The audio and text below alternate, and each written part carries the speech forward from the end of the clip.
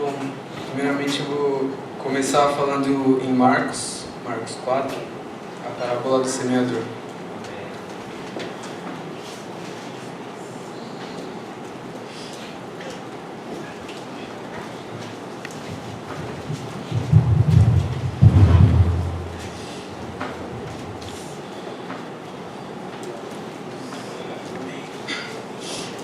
Outra vez Jesus começou a ensinar junto ao mar, e ajuntou-se grande multidão, de sorte que entrou e assentou-se num barco, afastando-se da praia.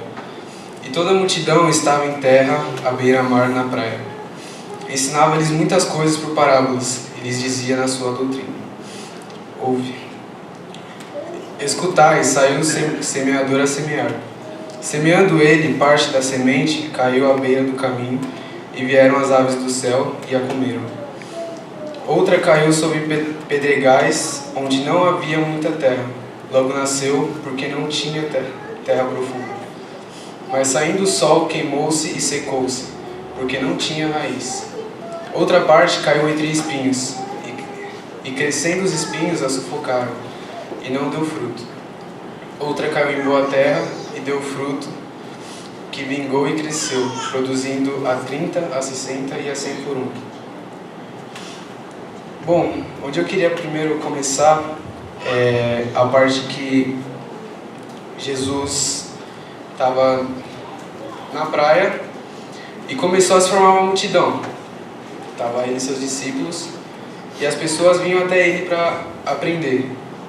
E quando ele fala da parábola do semeador, a gente sempre pensa que existem pessoas do tipo que a semente cai na beira do caminho, pessoas que não têm solo profundo, outras caem entre espinhos. Mas quando eu fui ler essa parte, eu vi apenas uma pessoa, como se tudo isso aqui fosse momentos que uma pessoa passasse. Então, do início, semeando ele, parte da semente caiu à beira do caminho, e vieram as aves dos céus e a comeram. Nessa parte, eu vejo muito como aquela pessoa que ainda não é da igreja, não conhece Jesus, em que ouve algo, mas apenas ouve a palavra e não se importa com isso. Logo em seguida, ele fala: outra caiu sobre os pedregais, onde não havia muita terra. Logo nasceu, porque não tinha terra profunda. Mas saindo o sol, queimou-se e secou-se, porque não tinha raiz. Eu vejo nessa parte aquela pessoa que ouve sobre Jesus, e aquela palavra vem até o coração dela. Só que no momento em que começam a vir as tribulações, ela já prefere nem lembrar. Ela meio que tem vergonha de falar sobre Cristo. E aí, um momento, a pessoa já não tem mais vergonha sobre essa parte. Aí vem a terceira parte, que é quando o mundo tenta te tirar da igreja. E aí fala: outra parte caiu entre os espinhos, e crescendo os espinhos a sufocaram, e não deu fruto. Eu vejo como a pessoa, ela ouviu a palavra, e aquela palavra começou a frutificar na vida dela. Só que aí o mundo começou a tirar o foco de Deus dela. E sempre que você pensa nessa parte, você imagina que caiu uma semente entre os espinhos, e ela vai nascer, e os espinhos vão sufocar ela. Só que se a gente prestar atenção, não é isso que acontece. Ele fala: outro caiu entre os espinhos, e crescendo os espinhos vão crescendo. E é a mesma coisa de quando você está na igreja e o mundo vai te trazendo coisas que você vai tirando a atenção de Deus. Logo depois disso, Jesus fala da parábola, ele fala assim no versículo 10: quando Jesus se achou só, os que estavam junto com dele com os 12 o interrogaram acerca da palavra. Esse é um ponto que a gente nunca para pensar que de toda a multidão que estava lá, não são todos que vão até Jesus. as pessoas não entenderam essa parábola, mas alguns que estavam com Jesus naquela multidão e os seus discípulos estavam indo a Jesus e perguntando o que eles não tinham entendido. E o que eu acho legal é que em Mateus, no capítulo 13, quando ele vai falar dessa parábola, ele fala assim: acercando-se dele, os discípulos disseram-lhe, porque ele fala por meio de parábolas.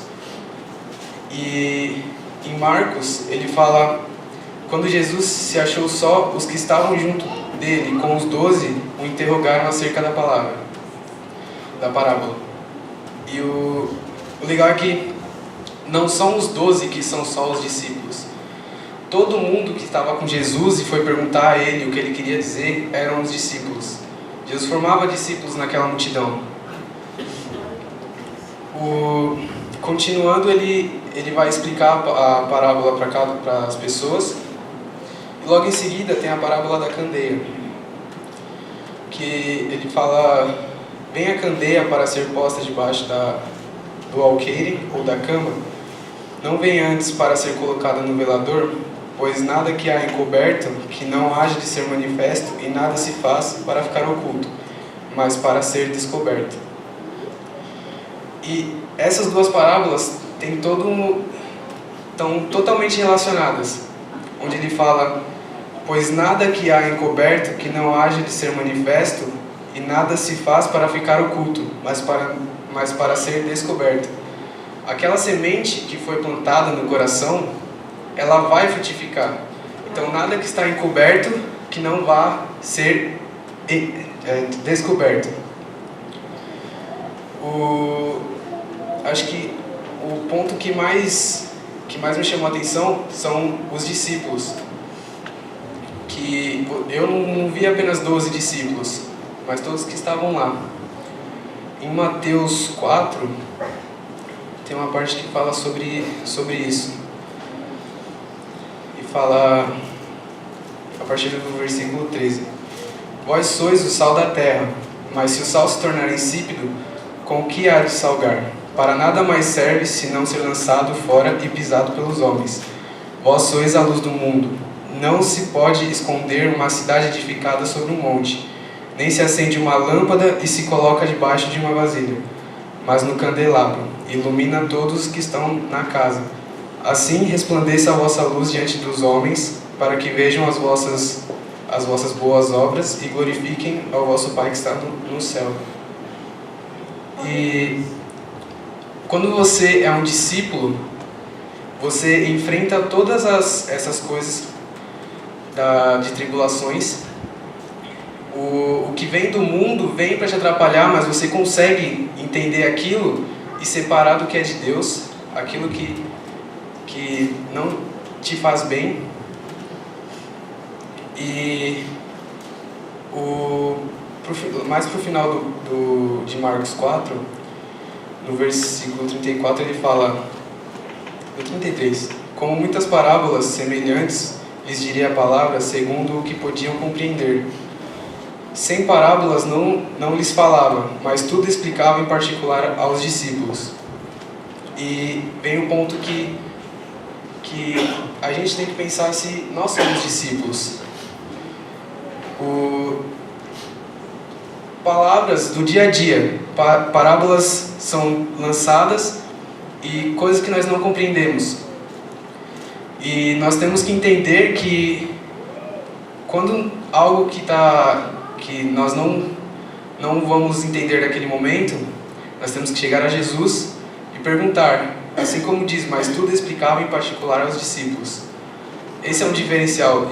Jesus nunca dava uma parábola e já explicava o que ela significava. Ele falava em parábolas e aos discípulos ele explicava em particular.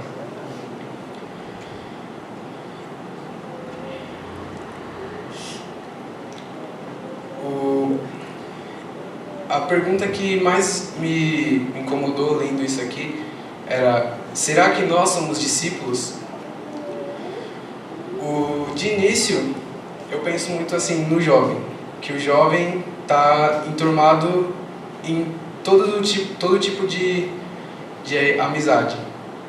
Então, primeiro, o jovem vai começar... Um jovem que começou já a estar na igreja. Ele sempre ouviu falar de Deus, mas muitas coisas das suas amizades vão atrapalhando ele em poder falar de Jesus. É um momento que você vai falar algo e aquelas pessoas vão te dizer coisas que você se envergonha. Você no momento você fica tímido, não quer mais falar sobre aquilo.